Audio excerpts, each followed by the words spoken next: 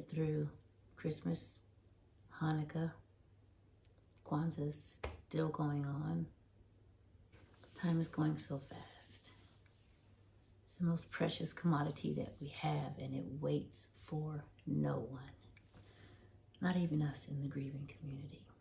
It doesn't stop because we lost our loved one.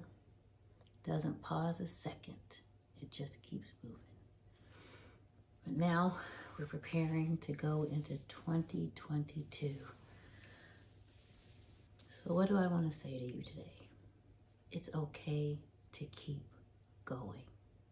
Calendar is not a judge or a jury. People tend to use the new year as a chance to start over, as a New Year's resolution. But I want to offer to you every single second, every moment, every hour, every day is a brand new opportunity to start over. You don't have to wait till January 1st. You can start right now. I don't care what time it is. You can wake up within your mind, you know what? From this point forward, I'm going to. Don't let the calendar limit your growth and your progress. And for those of us who are not ready to keep moving forward, I have good news for you. Marking time is still progress. What is marking time? If you're in the Army and you've ever seen them march and they're all moving, but when they stop and their feet keep moving, still progress because you're moving, okay? So if you're still in the same spot that you were yesterday, but you're making progress internally, you know, you're thinking differently, you're trying to move forward, don't discount that, okay? So it's okay to keep moving forward, however you're moving. Second thing I want to tell you, take them with you. Well, no, not physically. You can't physically take them with you, but say their name. I don't care if your loved one lived for 1 second or for 200 years. They existed. They were a person. You loved them. They were in your life. You have memories with them. Say their name. Help the world remember who they were. There's no reason to keep them to yourselves, because I'm pretty sure you weren't the only person that loved them. Tell their story. My goodness, there's nothing worse than being forgotten. No one wants to be forgotten. Neither do they.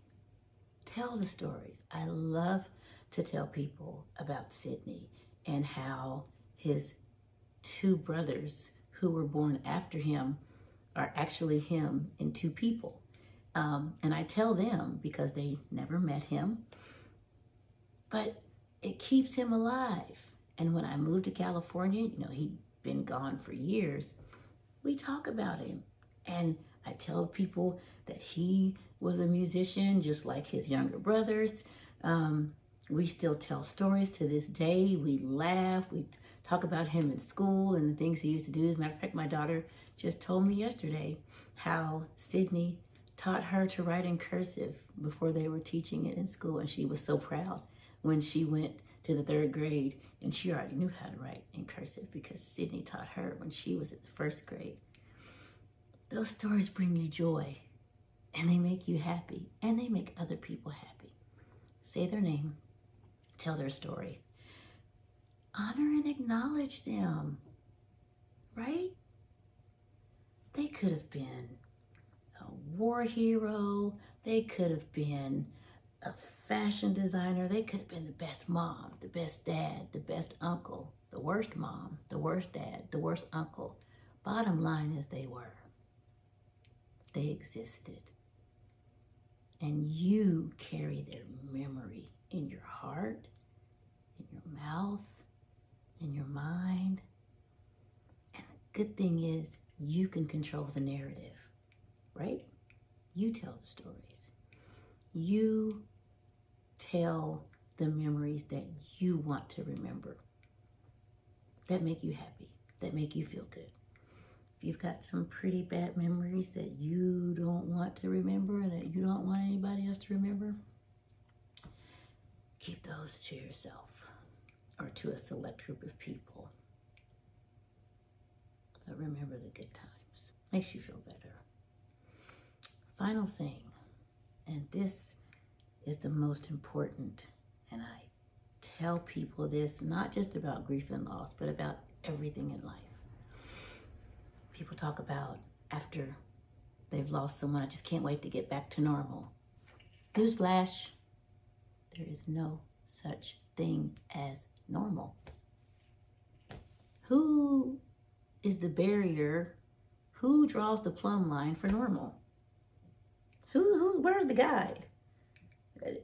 The white picket fence, the mom, the dad, the 2.5 kids, and the dog. That's not real. Never was real. And even what you see is only what you see when they're in front of you.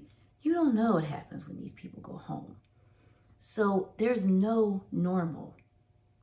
All that exists in your house, in your family, is your normal. You know what exists in my house? My normal. Yeah. So don't say you need to get back to normal, because there is no normal. Your normal. That's what we're striving for. Now, you will have a new normal. Things in life will be very different now. And we just have to adjust and get used to life that way. Don't measure your life by this non-existent normal. That is an unrealistic measurement. And now that you know that, use this time to establish your new normal. What is it going to look like for you going forward? How are you going to readjust your life? Your plans, your days, your meals, everything. Now,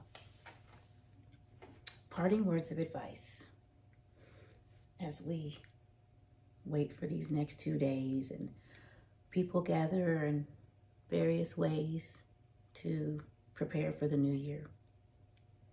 There is no law that mandates that at 12 o'clock on January 1st, you have to be happy. Just make it to the new year. Happy will come.